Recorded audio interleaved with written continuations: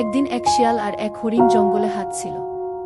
শিয়াল ছিল খুব চালাক আর হরিণ ছিল সহজ সরল।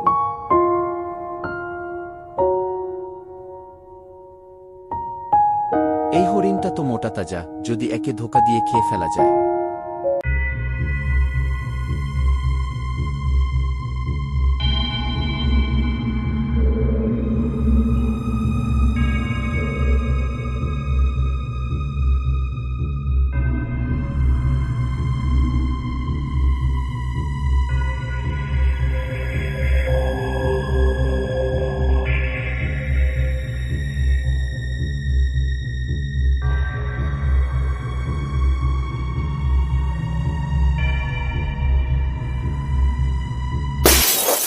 এখানে তো কোনো ফলের গাছ দেখি না। কারণ এই জায়গাটা তোমার জন্যই সাজানো, আমার দুপুরের খাবার।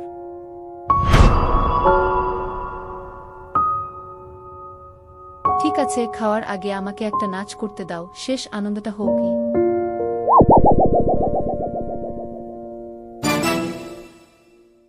প্রাণীরা জড়ো হয়ে শিয়ালকে তাড়াচ্ছে।